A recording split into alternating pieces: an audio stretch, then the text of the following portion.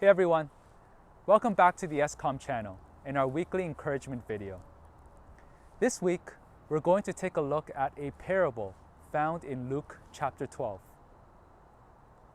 Did you know that the average household has about 300,000 items of material possessions?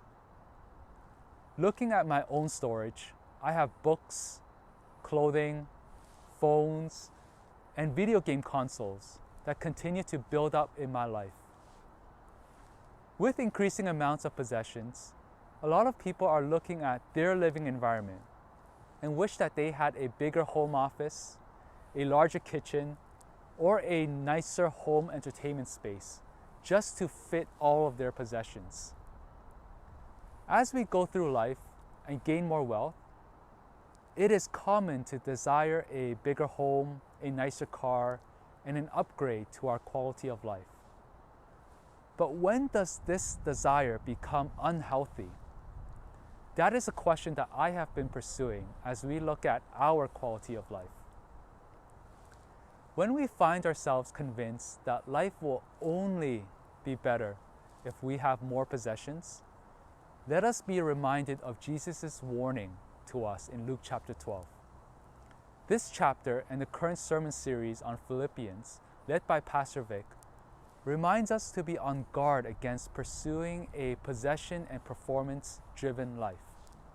In Luke chapter 12, verse 15, Jesus says, "Watch out, be on your guard against all kinds of greed. Life does not consist in an abundance of possessions."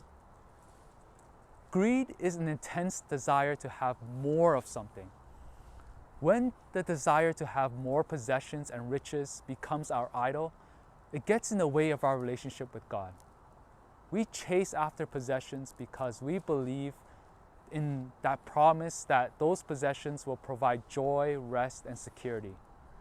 In fact, when we do build up our possessions, they become a burden in our lives. Many of us are not actively pursuing greed, but it can creep into our lives. So Jesus reminds us to watch out and be on our guard.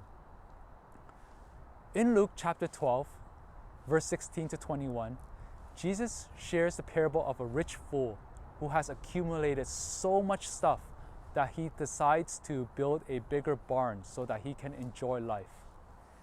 In verse 16, Jesus told them this parable. "The ground of a certain rich man yielded an abundant harvest. He thought to himself, 'What shall I do? I have no place to store my crops.' Then he said, 'This is what I'll do. I will tear down my barns and build bigger ones, and there I will store my surplus again. And I'll say to myself, you have plenty of grain laid up for many years. Take life easy, eat, drink, and be merry.' But God said to him, 'You fool, this very night your life will be demanded from you. Then who will get what you have prepared for yourself? This is how it will be with whoever stores up things for themselves, but is not rich towards God.'" I love this parable because it teaches us why and how we can be on guard against greed. We know that greed has brought this rich person to death as he stores up possessions for himself.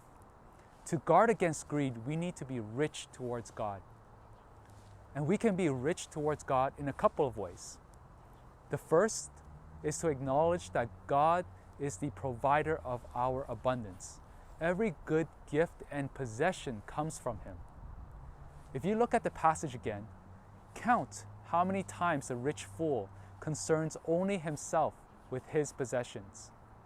Notice how he says, "My crops, my barns, and my surplus." In fact, God is the one who has blessed this rich person with land that can produce abundantly. The second way to be rich towards God is to recognize that He wants us to treat His abundant harvest as a gift. We are stewards of His gift, and we need to ask, what does God want us to do with the possessions that He has provided? Greed starts to creep in if we treasure an easy life ahead, filled with relaxing, eating, drinking, and good times. Instead of storing more possessions to increase our quality of life, we need to ask and pray to God to see how we should use our wealth wisely. How can we bless others with the things that God has provided? Since we know that God will supply every need of ours according to His riches, we can be generous with the things that God provides. This way, we can have incredible joy when we bless others and being a steward of God's riches. Thank you for checking in on our encouragement video. See you again next week.